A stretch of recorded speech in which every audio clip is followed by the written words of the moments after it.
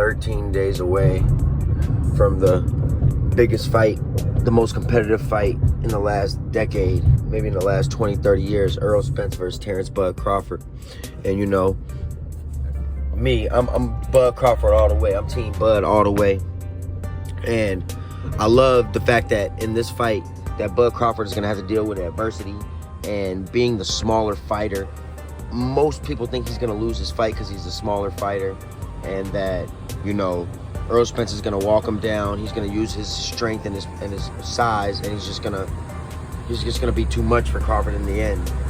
But I think Terrance Crawford is going to have a game plan that's really going to show Errol Spence something different. I think they got a trilogy waiting to happen. I don't think this is the last time these boys are going to see each other in the ring. I truly believe that Errol Spence and Terrance Crawford have a trilogy written all over it. And I actually, you know, I think Bud is going to win this fight. I predicted that all along.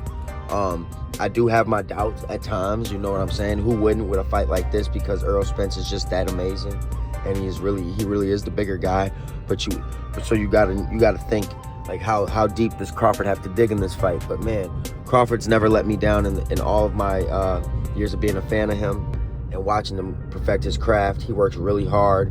You know, I love how, you know, how he works, and he just, you know, he's a tremendous boxer. He really is. And I think he's gonna show Errol Spence some things that he hasn't seen before. And I think he's waited for this moment. You know, he wanted to move up to this weight class for a reason. You know, he's comfortable at this weight class now. It's gonna be a show, man. And even if he loses, I think he could still have his head strong if he loses this fight, because losing to Errol Spence, a guy who's a naturally bigger fighter, a guy who I think should be the favorite in this fight. Like I said, I don't know why they have Bud Crawford as the favorite, but Crawford should be recognized as one of the greats. He already is, but if he wins this fight, for sure, we got to put him up there. That was one of the all-time greats. You know what I'm saying? So a lot of people like to make fun of his resume. I think he has a good resume. But come July 29th, I think he's going to prove people wrong, and he's going to pick up that W. And also, David Benavidez is perfecting his craft these days. He's really working in the gym. He's really looking like he's ready for anybody at 168. He is looking like a serious problem at 168. Canelo Alvarez, instead of being in the gym, is spending time perfecting his golf craft. He would rather work on his golf craft than, you know, be in the gym. He's clearly just in it for the money now, because he's clearly losing a step. He's not the same Canelo that he used to be.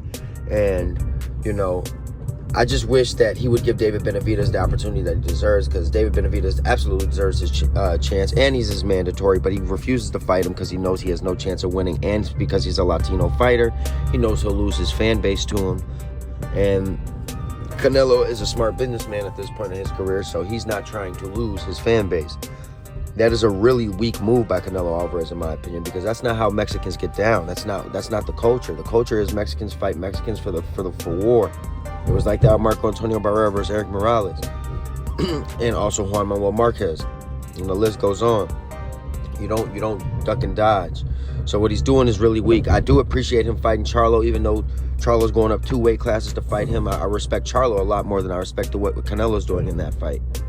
And I'm absolutely pulling for Charlo in that fight as well. So it's going to be an interesting time for boxing.